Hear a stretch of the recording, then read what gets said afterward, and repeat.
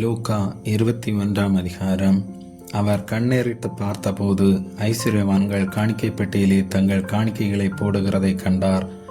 ஒரு ஏழை விதவை அதிலே 2 காசை போடுகிறதையும் கண்டு, இந்த ஏழை விதவை மற்றெல்லோரை பார்க்கிலும் அதிகமாக போட்டாள் என்று மெய்யாகவே உங்களுக்கு சொல்லுகிறேன். அவர்கள் எல்லோரும் தங்கள் பரிபூரணத்தில் இருந்தெடுத்து தேவனுக்கென்று காணிக்கை போட்டார்கள். இவளோ தன் வறுமையிலிருந்து தன் ஜீவனத்துக்கு உண்டாயிருந்ததெல்லாம் போட்டுவிட்டாள் என்றார். பின்பு சிறந்த கற்களினாலும் காணிக்கைகளினாலும் தேவாலயம் அலங்கரிக்கப்பட்டிருக்கிறதை குறித்து சிலர் சொன்னபோது அவர், நீங்கள் பார்க்கிற இவைகளில் ஒரு கல் மற்றொரு கல்லின் மேல் இராதபடிக்கு எல்லாம் இடிக்கப்படும் நாட்கள் வரும் என்றார். அவர்கள் அவரை நோக்கி, போதகரே, இவைகள் எப்பொழுது சம்பவிக்கும்? இவைகள் சம்பவிக்கும் காலத்துக்கு அடையாளம் என்ன என்று கேட்டார்கள். அதற்கு அவர், நீங்கள் வஞ்சிக்கப்படாதபடிக்கு எச்சரிக்கையாயிருங்கள். ஏனெனில் அநேகர் வந்து என் நாமத்தை தரித்து கொண்டு நான் தான் கிறிஸ்து என்றும் காலம் சமீபித்தது என்றும் சொல்லுவார்கள். அவர்களை பின்பற்றாதிருங்கள்.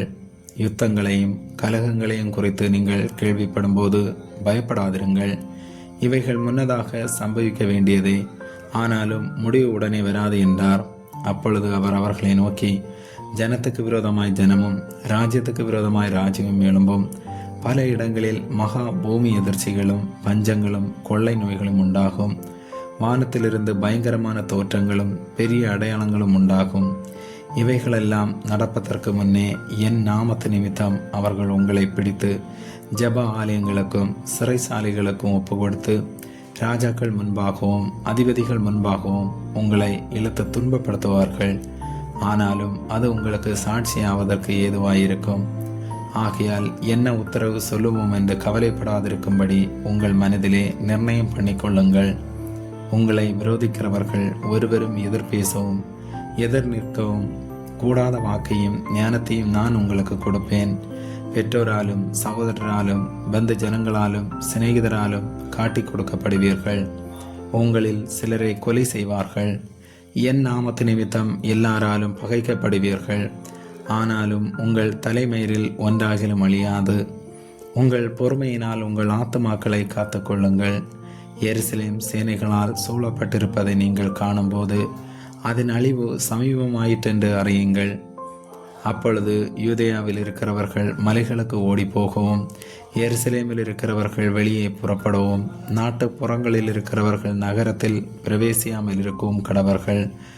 எழுதியிருக்கிற யாவும் நிறைவேறும்படி நீதியை சரி கட்டும் நாட்கள் அவைகளே. அந்நாட்களில் கர்ப்பவதிகளுக்கும் பால் கொடுக்கிறவர்களுக்கும் ஐயோ! பூமியின் மேல் மிகுந்த இடுக்கணும் இந்த ஜனத்தின் மேல் கோபாக்கினையும் உண்டாகும். பட்டய கருக்கினாலே விழுவார்கள். சகல புறஜாதிகளுக்குள்ளும் சிறைப்பட்டு போவார்கள். புறஜாதியாரின் காலம் நிறைவேறும் வரைக்கும் எருசலேம் புறஜாதியாரால் மிதிக்கப்படும். சூரியனிலும் சந்திரனிலும் நட்சத்திரங்களிலும் அடையாளங்கள் தோன்றும். பூமியின் மேலுள்ள ஜனங்களுக்கு தத்தளிப்பும் இடுக்கணும் உண்டாகும். சமுத்திரமும் அலைகளும் முழக்கமாயிருக்கும். வானத்தின் சத்துவங்கள் அசைக்கப்படும். ஆதலால் பூமியின் மேல் வரும் ஆபத்துகளுக்கு பயந்து எதிர்பார்த்திருக்கிறதினால் மனுஷருடைய இருதயம் சோர்ந்து போகும்.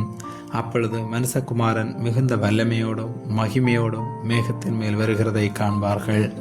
இவைகள் சம்பவிக்க தொடங்கும் போது உங்கள் மீட்பு சமீபமாயிருப்பதால் நீங்கள் நிமிர்ந்து பார்த்து உங்கள் தலைகளை உயர்த்துங்கள் என்றார். அன்றியும் அவர்களுக்கு ஒரு உவமையை சொன்னார். அத்தி மரத்தையும் மற்றெல்லா மரங்களையும் பாருங்கள். அவைகள் தளிர்க்கிறதை நீங்கள் காணும்போது வசந்த காலம் சமீபமாயிற்றென்று அறியீர்கள். அப்படியே இவைகள் சம்பவிக்கிறதை நீங்கள் காணும்போது தேவனுடைய ராஜ்யம் சமீபமாயிற்றென்று அறியுங்கள். இவையெல்லாம் சம்பவிக்கும் முன் இந்த சந்ததி ஒளிந்து போகாதென்று மெய்யாகவே உங்களுக்கு சொல்லுகிறேன். வானமும் பூமியும் ஒளிந்து போம், என் வார்த்தைகளோ ஒளிந்து போவதில்லை. உங்கள் இருதயங்கள் பெருந்திண்டியினாலும் வெறியினாலும் லௌகீக கவலைகளினாலும் பாரமடையாதபடிக்கும் நீங்கள் நினையாத நேரத்தில் அந்த நாள் உங்கள் மேல் வராதபடிக்கும் எச்சரிக்கையாயிருங்கள். பூமியிலெங்கும் குடியிருக்கிற அனைவர் மேலும் அது ஒரு கண்ணியைப் போல வரும். ஆகையால் இனி சம்பவிக்கப் போகிற இவைகளுக்கெல்லாம் நீங்கள் தப்பி மனுஷகுமாரனுக்கு முன்பாக நிற்க பாத்திரவான்களாக எண்ணப்படுவதற்கு எப்பொழுதும் ஜெபம் பண்ணி விழித்திருங்கள் என்றார். அவர் பகற்காலங்களில் தேவாலயத்திலே உபதேசம் பண்ணி கொண்டிருந்து பிராக்காலங்களில் வெளியே போய் ஒலிவமலை எனப்பட்ட மலையிலே தங்கி வந்தார். ஜனங்கள் எல்லோரும் அவருடைய உபதேசத்தை கேட்கும்படி அதிகாலமே தேவாலயத்தில் அவரிடத்திற்கு வருவார்கள். ஆமேன்.